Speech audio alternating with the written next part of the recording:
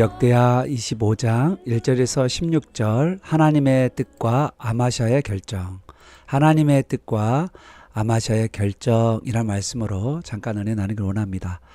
25장은 아마샤 왕이죠. 유다 나라의 8번째 왕입니다. 왕에 오를 때 25세 올랐습니다. 역대 왕들이 이렇게 계속 바뀌어져 가고 있잖아요. 8번째 왕까지 이렇게 바뀌어져 왔는데 그 왕에 대한 평가가 계속 나와요. 그게 2절입니다. 2절에 보면 여호와 보시기에 선했느냐 악했냐의 그 기준, 그것이 무엇이죠? 바로 조상의 하나님 여호와를 구했는가, 그러니까 메시아를 구했는가. 메시아, 조상의 하나님과 메시아 언약을 체결했잖아요. 그래서 메시아 언약을 붙들고 메시아를 기다리는 왕인가, 그리고 메시아가 오실 것을 길을 열어가는 왕인가, 아니면 그 땅의 우상을 숭배하며 우상을 쫓아 살아가는 왕인가에 따라서 선한 왕과 악한 왕이 구별됩니다. 유다 왕 중에서 처음에는 하나님의 말씀에 순종하고 또 믿음으로 큰 승리를 거두다가 나중에 마음이 변해서 우상을 섬기는 바람에 비참하게 된 왕들이 있죠. 그 대표적인 애가 누구냐면 요아스, 여기 아마사의 아버지 요아스가 그랬죠. 그리고 그의 아들도 아마샤도 부전자전인가 봐요. 좋은 거를 따라가면 안 좋은데, 참 좋은 걸 좀 따라갔으면 좋겠는데 좋지 않은 것을 따라가니 참 가슴이 아픕니다. 아마샤는 먼저 하나님의 말씀에 순종하는 2가지의 기사가 나옵니다. 그러니까 참 아마샤의 모습에 대해서 좋게 표현하는 그런 모습이죠. 실수가 있고 부족하지만 그러나 하나님의 말씀을 따르는 사람이죠. 첫 번째가 왕궁 안에서 아버지가 이제 죽게 되잖아요. 아버지가 이제 전쟁에서 크게 다치고 이제 힘이 없을 때 그 왕을 죽인, 자기 아버지를 죽인 신하가 있는데 사밧과 여호사밧이라 지난주 어제 이야기했던 거잖아요. 그리고 이제 또 한 가지가 에돔과의 전쟁입니다. 이 2가지 가운데서 아마샤가 얼마나 하나님의 말씀에 순종하려고 했는지에 대해서 기록되어 있죠. 그런데 이게 웬일입니까? 또 나중 되면 정말 별로 좋지 않아요. 나중 되면 이 아마샤가 에돔 사람을 많이 죽이고 돌아와서 이 에돔의 자손의 우상을 가져왔다가 자기의 신으로 세우고 그리고 그 앞에서 경배하고 분향한 게 아닌가요? 참 가슴이 좀 아파요. 아마샤의 이 왕의 결정은 그 나라 국가에 큰 영향을 미치고 또 이 하나님 뜻을 따르냐 따르지 않냐에 따라서, 하나님 말씀에 순종하냐 순종 안 하냐에 따라서 그 나라의 운명이 좌우되는 그런 모습을 우리에게 계속해서 보여주고 있는 것입니다. 그러므로 오늘날 우리의 말씀에 대한 순종과 그에 대한 결단이 얼마나 하나님의 뜻에 부합하게 내가 하고 있는지 우리 자신을 돌아보는 저 여러분 되시길 바랍니다. 잠깐 문단을 나누면 1절에서 4절은 하나님의 말씀 명령에 따라 결정을 내리는 아마샤의 모습이 나오고요. 5절부터 13까지는 에돔과의 전쟁에서 선지자의 명령을 따르는 아마샤가 나오고요. 그리고 마지막 가슴 아픈 이야기지만 14절에서 16절 우상을 숭배하고 그리고 선지자의 경고를 거부하는 아마샤의 모습이 나옵니다. 먼저 이 아마샤 왕은 왕궁 안에서 있는 아버지, 이제 많은 전쟁에서 이렇게 상함을 받고 그리고는 이제 목숨을 유지하고 있는 그 아버지를 죽인 신하들이 있는데 이 사밧과 여호사밧에 대해서 어떻게 처리할 것인가라는 문제이죠. 이 문제는 이 안갚음의 문제거든요. 이게 복수의 문제가 되잖아요. 이런 문제가 부모의 에 대해서 어떻게 처리할 거냐라는 문제인데 사실은 뭐 복수라고 말할 수 없죠. 왕을 죽였으니까 부하가. 이런데 이 신하들은 이 아마샤가 왕이 된 후에도 자신들이 무사하니까 왕이 그 일을 잊어버렸거나 왕이 자기들 앞에서 꼼짝 못한다고 생각했던 모양 같아요. 그러나 여러분 아버지를 죽인 사람을 어찌 잊어버릴 수가 있겠어요. 시대의 변화를 읽지 못하는 이 두 신하는 어리석기 짝이 없죠. 반면에 때를 기다리는 아마샤는 참 지혜로운 사람입니다. 자기가 힘이 없을 때는 강한 자가 싸우려 하지 않다가 이제 25세 젊은 나이에 왕이 올라왔잖아요. 그런데 힘이 없잖아요, 아직은. 그래서 힘이 생길 때까지 감추었어요. 그리고 이제 감추어진 발톱을 때가 되니까 드러냅니다. 하나님께서는 아마샤에게 이 복을 줄 때까지, 또 하나님께서는 아마샤를 높여줄 때까지 아마샤는 인내하는 모습이 있었다는 거죠. 아마샤는 때가 되면 하나님의 말씀대로 통치합니다. 이게 3, 4절인데 아버지를 죽인 신하를 죽이는데 여러분 대부분은 이럴 때 어떻습니까? 집안을 전체를 다 예전에 보면 사극 보면 아버지가 잘못하면 그 집안 전체가 노예로 팔려가거나 다 죽임을 당하거나 뭐 이런 거 있잖아요. 다 그렇잖아요. 그런데 이 아마샤는 신명기 24장 16절 말씀, 모세오경의 신명기 24장 16절의 말씀을 그대로 행합니다. 그래서 신하는 죽이지만 그 신하의 자녀들은 죽이지 않는 거죠. 이 죽음, 심판은 자기 죄 때문에 생기는 거지. 그 아무 관련 없는 신하까지, 이제 자녀까지는 그럴 수가 없는 거잖아요. 아마샤는 이 악한 신하를 심판하면서 자기 감정에 치우쳐서 일을 하지 않았다는 것이에요. 아마샤는 철저하게 아버지의 온수에 대해서 심판을 하되 공의로운 심판을 했다라고 말씀하고 있는 거죠. 하나님의 말씀대로 행했다라고 말씀하고 있는 것입니다. 아마샤는 세상 사람들이 어떻게 하든 간에 뭐 자신의 생각과 감정을 대로 하지 않고 무조건 하나님의 말씀에 순종하는 그런 모습이 아마샤였다는 것입니다. 사랑하는 여러분, 우리도 이 하나님의 말씀에 근거하여서 분별해 가고 이 말씀을 따라서 우리가 다른 사람을 대하는 우리 모두가 되기를 축복합니다. 여러분, 이런 거 있잖아요. 어떤 사람이 미우면 그 가족도 미운 거. 절대 그러면 안 돼요.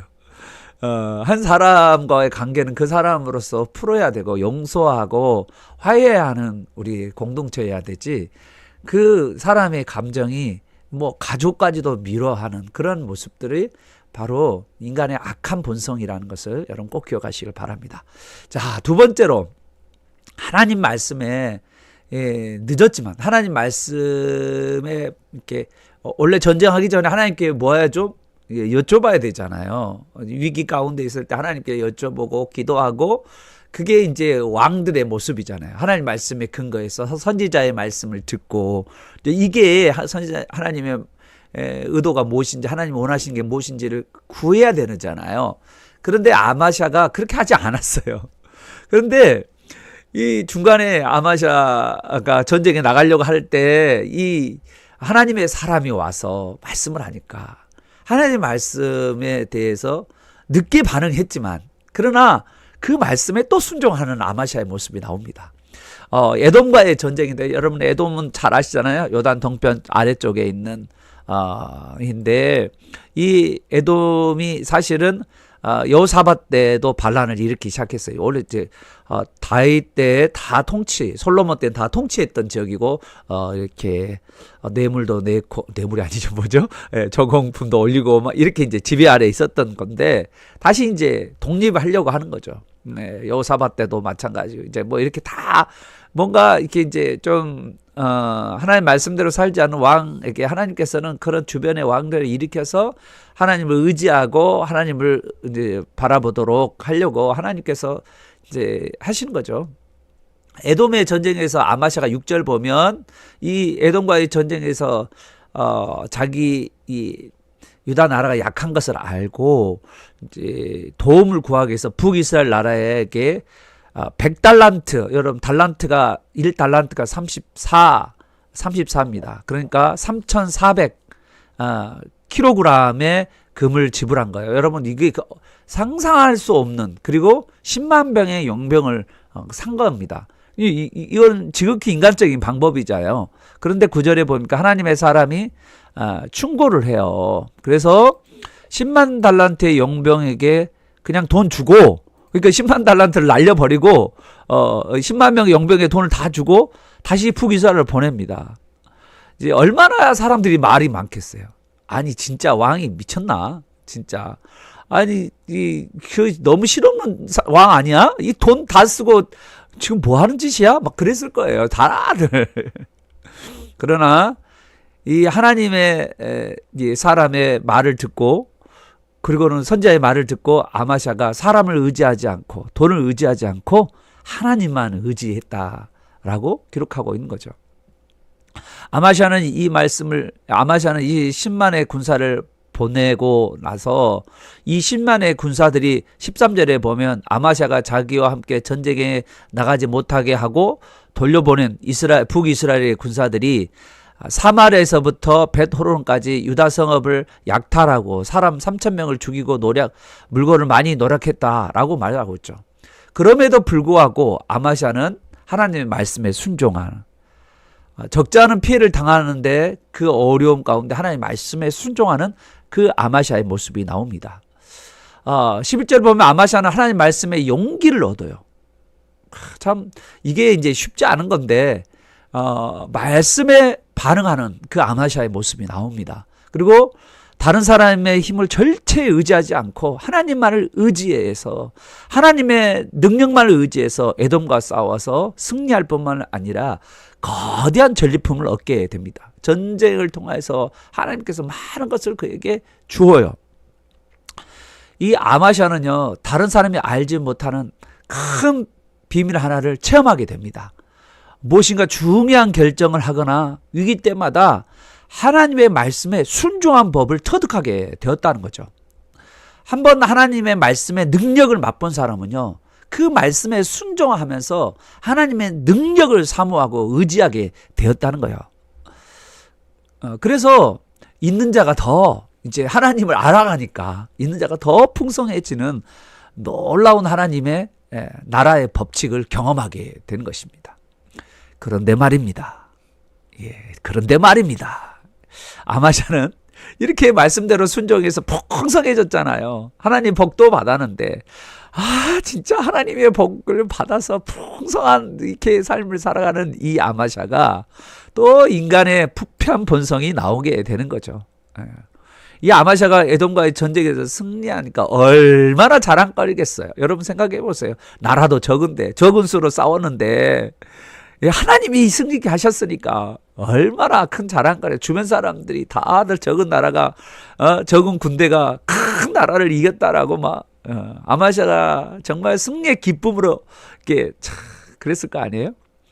그런데 그 승리의 기쁨에 들떠다가 우쭐해져요. 사람이라는 게 우쭐해지니까 갑자기 여기 이 에돔 나라의 신상, 이 에돔의 우상을 가지고 오는 거예요.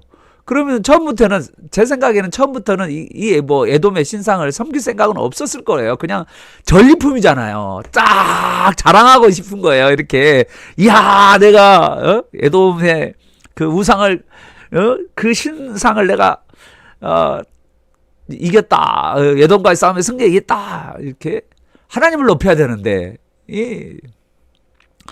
이 에돔의 신상을 보니까 이 아마샤는 마음이 우쭐해져서 스스로 자기 도취에 빠져요. 자기도 모르는 사이에 거기 도취에 빠지면서 그것만 보면서 얼마나 좋아했을까요?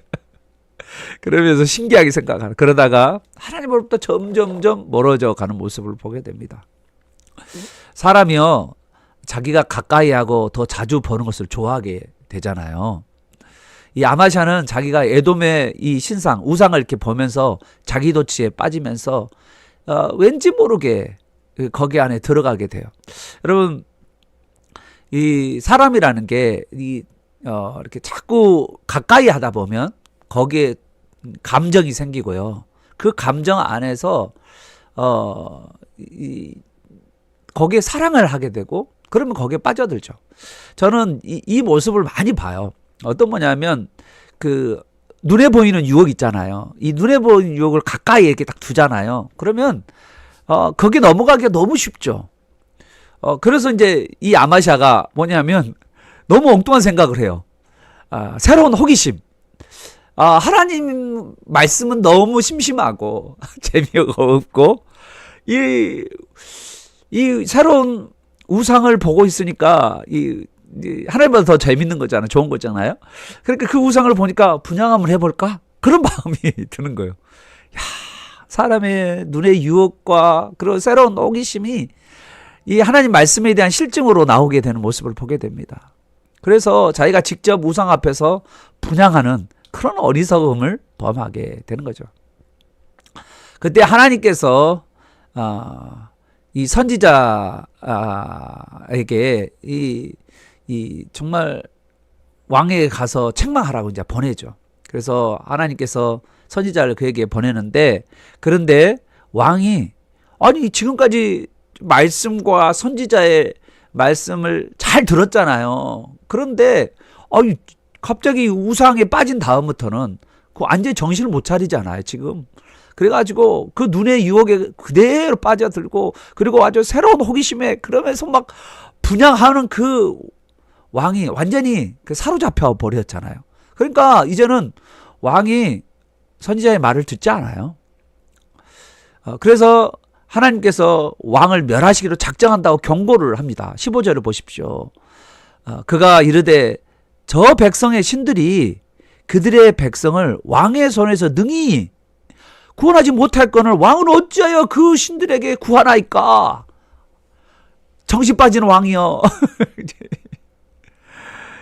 아유, 참 가슴 아픕니다. 하나님께서 하신 거잖아요. 그런데 이걸 다른 것을 의지하는 그 모습이 참 우리 모습이죠. 네. 여러분, 제가 한번 질문 한번 해볼게요. 100달란트를 포기했잖아요. 아마 이게 얼마 정도 될까요? 나는 진짜 상상이 안 되는 금액일 것 같아요. 그 100달란트를 하나님 말씀 때문에, 하나님 선지자가 말한 그 말씀 때문에 100달란트를 포기하고, 그리고 또 북이스라엘 군사들이 남쪽 성읍들을 이렇게 막 불태우고 막 그러면서까지 희생을 치르면서 하나님 말씀에 순종했잖아요. 정말 그거 위험한 거잖아요. 적은 군대가, 큰 군대가 싸운다는 게 하나님을 의지하며 한다는 게 그 말처럼 쉬운 건 아니잖아요. 그런데 100달란트를 포기하는 것과 그리고 우상을 버리는 것, 어느 것이 더 어려울까요? 여러분, 우상이 별거 아닐 것 같잖아요. 그런데 사실은요, 돈을 100달란트를 포기하는 것보다 우상을 버리는 게 더 어려워요. 왜냐하면 우상을 버리는 것은, 이 우상이라는 것은 뭐하고 부착되어 있냐면 탐심과도 부착됐어요. 이 탐심. 그러니까 탐심은 누구의 문제냐면 내 마음의 문제거든요. 내 자신을 버려야 되는 문제예요. 내가 좋아하는 것을 버려야 한다는, 내가 가장 애착하는 것을 내가 버려야 한다는 게 너무너무 어려운 거예요. 이 우상을 숭배한다는 것은 그 타락한다라고 말할 수 있는데, 그 마음이 하나님의 중심에서 자기 중심으로 돌아가는 걸 말합니다. 내 중심으로 돌아가는. 우상은 우리 마음 속에 있기 때문이죠. 그래서 탐심이라고 말하죠. 탐심이 곧 우상이라고 신약성경에도 기록되어 있습니다. 아마샤는요, 돈은 포기할 수 있어도 자기 자신을 부인할 수가 없었어요. 자기 자신의 욕심과 탐욕을 꺾을 수가 없었어요. 그래서 16절에 보면 하나님의 말씀하는 선지자에게 대꾸할 말이 없으니까 너 맞을래? 그렇게 하는 거예요. 너 맞으려 하느냐? 이렇게 하는 거예요.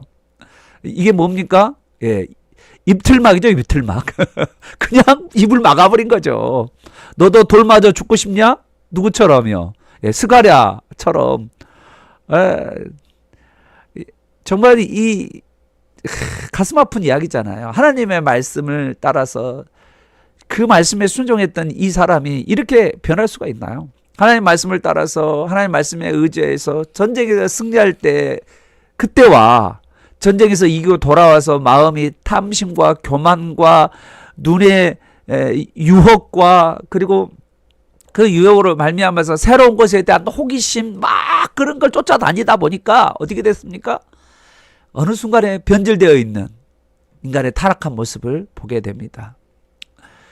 참 아마시아는 큰 손해를 봐도 하나님 말씀에 순종했지 않았어요? 그런데 왜 이렇게 에돔의 우상에게 분향하는, 하나님보다 더 사랑하는, 정말 하나님을 큰 경험을 한 다음부터는 다른 것을 또 쫓아다니는 참 안타까운 모습이 있다는 거죠.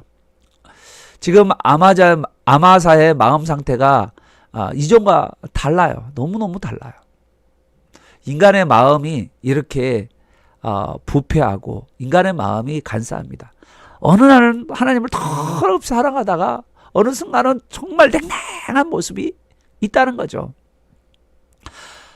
아무것도 없고 의지할 거 없을 때는 정말 하나님을 사랑하고 그러잖아요. 어린 25살의 왕에 올라와서 정말 이제 이 신하들이 강성하고 방백들이 강성하고 그리고 여러 왕족들이 강성하고 자기는 약한 그런 가운데 있을 때는 그 하나님의 말씀대로 살려고 하고 겸손하게 하나님과 살려고 하다가 한번 유명해지고 그리고 잘 나가고 그렇게 뭔가 번성하고 그러면 그 어느 순간에 이제 하나님의 말씀을 귀담아 듣지 않는, 거부하는, 입틀막을 하는 그런 모습이 있다는 것입니다. 사랑하는 여러분, 16절을 보십시오. 16절 하반절을 보면 이미 하나님께서 당신을 버렸다는 말씀을 하고 있는 거죠. 그래서 우리는 때로는 우리 안에 가시가 좀 있다 할지라도, 가시라는 게 어려움이 있잖아요. 이런 가시가 있을 때 뭐 이런 거죠. 우리 안에 육체적인 질병이나 경제적인 빚과 부채나 또 주위에 힘들게 한 사람이 있잖아요. 우리에게 있잖아요. 그게 고통스럽죠. 그것 때문에 그런데 더 하나님을 의지하게 된다는 거예요. 이 나의 어떤 무거운 십자가의 짐이, 이 짐이 내가 있기에 주님을 더 의지하는 날이 더 많다는 것을 우리는 종종 볼 때가 많은 거죠. 여러분 잘 살 때, 진짜 내가 잘 나갈 때 겸손하게 더 하나님 의지한다면 얼마나 좋겠어요.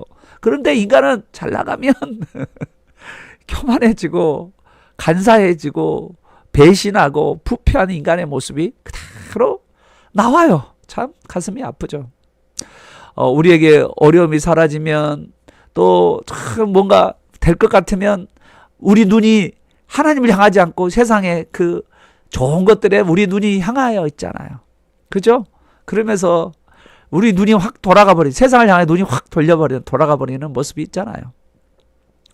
그래서 우리를 괴롭히는 이제 가시가 이렇게 없어져도 세상으로 가지 않고 세상에 눈이 돌아가지 않고 하나님만을 겸손히 섬기는 마음이 가난한 자, 애통한 자, 의에 줄이고 목마른 자, 그 사람들이 하나님의 나라를 경험하게 되는 것입니다. 사랑하는 여러분, 오늘 아마샤의 모습을 통하여서 아마샤는 말씀에 대해서 어떻게 반응해야 되는지 우리에게 보여줘요. 우리의 행동과 결정이 하나님의 말씀에 맞게 우리가 반응하며 순종해 가는 저 여러분 되시기를 예수 그리스도의 이름으로 축원합니다.